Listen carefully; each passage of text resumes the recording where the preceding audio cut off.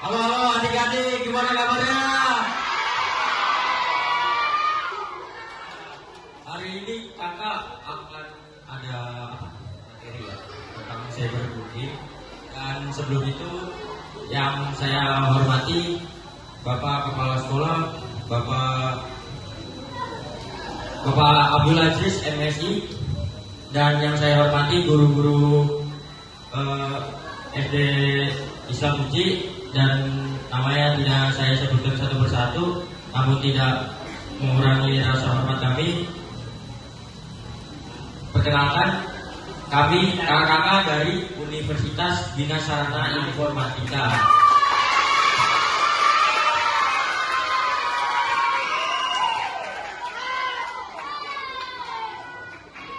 Dan hari ini kakak-kakak sekalian ini akan memberikan sedikit materi tentang cyberbullying dan toleransi.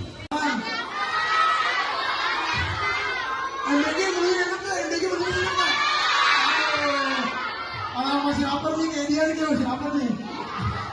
Kalau masih lapar bisa makan di rumah, ya. Anak-anak, sebelum kita mulai mungkin kita perkenalan terlebih dahulu ya. Halo semuanya. Nama aku Dimas, kalian bisa panggil aku Dimas.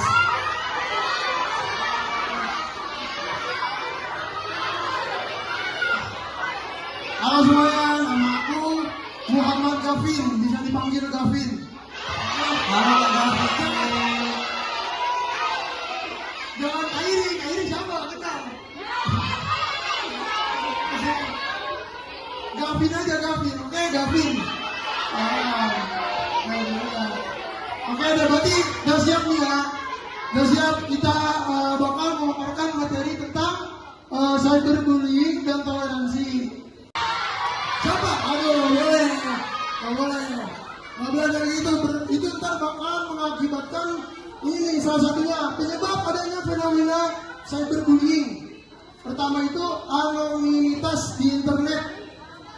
Yang pengertiannya di dunia online orang bisa menyembunyikan identitasnya karena merasa tidak terlihat. Mereka jadi lebih berani berkata kasar atau menyakiti orang lain tanpa takut konsekuensi. Jadi itu kayak mereka tuh kayak buat akun hack. Jadi itu orang tuh nggak bisa melihat identitas aslinya. Jadi itu mereka tuh semena-mena mengata-katai atau membuli di dunia sosial online gitu ya. Nah, yang kedua ada kurangnya empati. Beberapa orang tidak benar-benar menyadari dampak kata-kata mereka karena tidak melihat reaksi korban secara langsung atau tidak secara tatap muka. Jadi kalau kita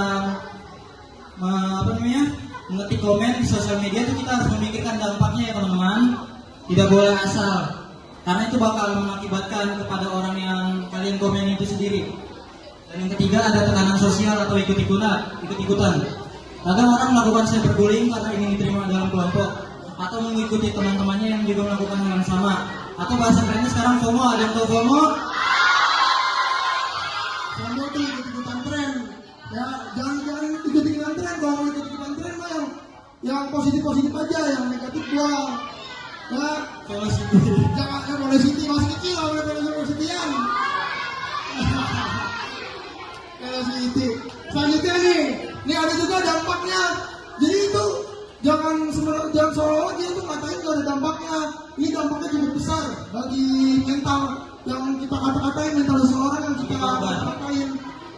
Bagi korban, cyberbullying dapat menyebabkan nih, satu lihat nih, perhatiin, sedih dan minder. Ada yang tahu minder nggak? Apa itu minder? Ya bisa dulu kurang percaya diri, jadi dia tuh apa-apa jadi nggak enakan, jadi malu, jadi apa, jadi minder tuh seolah-olah mereka tuh kayak nggak punya motivasi gitu. Soalnya dia kayak terlalu apa sih bahasa ini? Tidak percaya diri lah pokoknya. Pokoknya yang kedua takut membuka media sosial. Ntar dia mau scroll TikTok, mau scroll IG, takut tidak ngapain. Mau update ya kan game-game apa katanya sering update nih, sering TikTokan. Apalagi yang cewek ya. Nggak boleh terlalu banyak main HP. Ntar gini dampaknya nih. Yang ketiga kehilangan percaya diri. Tadi itu minder, kehilangan percaya diri nggak cuma kayak di dunia sosial media, dunia di kita juga nih kayak di luar dunia ini. Jadi tuh tingkat kepercayaan diri seorang tuh berkurang. Sebabnya ini adanya cyberbullying, dampak dari cyberbullying ini. Yang keempat ada stres dan cemas. Pasti tahu lah stres dan cemas gimana. Terus ada prestasi belajar menurun. Jadi itu dia gara-gara cyberbullying dia takut belajar, takut berinteraksi sosial, takut dibully apa. Jadi kan mereka tuh kayak jadi turun. Pokoknya gitu ya. Cyberbullying juga bisa merusak pertemanan dan yang dampak paling buruknya dari cyberbullying bisa menyebabkan bunuh diri. Ya, yang paling krusial itu bisa menyebabkan bunuh diri. Hati-hati makanya kalau main sosial media itu ya dibatasi. Tapi kalian semua kalau misalkan main handphone dibatasin jangan orang tuanya. Aduh, nggak boleh, harus dibatasi minimal seminggu sekali. Emang kalau kalian memang TikTok perlu TikTok. IG perlu IG.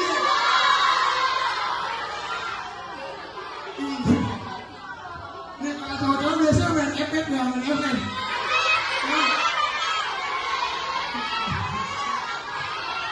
Kalau main game di media sosial mah seminggu sekali aja. Kalau bisa nih kita nih mempergunakan media sosial dengan yang hal positif kayak mencari tahu tentang pengetahuan pelajaran di sekolah, pengetahuan umum kayak kan sekarang banyak nih dunia AI. Tahu kan AI? Nah itu jangan tertipu tuh sama AI. Banyak tuh sekarang AI yang mirip-miripin. Misalkan dia nih kayak di Vita nih kayak jatuh dari sepeda. Padahal itu AI itu gambar AI. Terus kalian semua percaya nih, wah dia nih. Terus ininya misalkan kakinya sobek nih, patah nih. Atau enggak sebenarnya nggak gitu. Jadi itu AI bisa digunakan secara baik.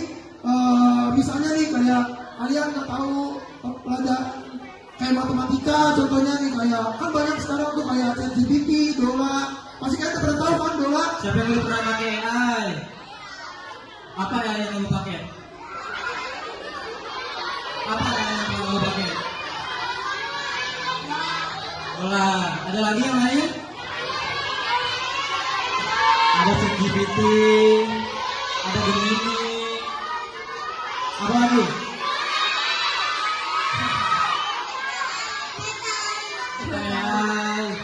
Sebelumnya,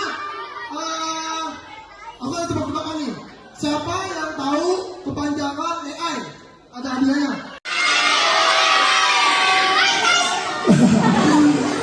Udah, bagi semangat semua nih ya. Semangat ya? Nah, semangat nggak usah lah. Skip aja nih kalau nggak semangat. Kita lanjut aja, oke? Perkenalkan nama kamu sama kamu dari kelas berapa? Naura dari 5 derajat. Mana suaranya 5 derajat? Apa kepanjangan dari arti dari Bhinneka Tunggal Ika? Berbeda-beda tapi tetap satu juga. Tepuk tangan untuk yang sudah menjawab. Ada hadiah. Jadi Bhinneka Tunggal itu adalah jawab semua yang bisa. Bhinneka Tunggal itu adalah I just had to let you know you're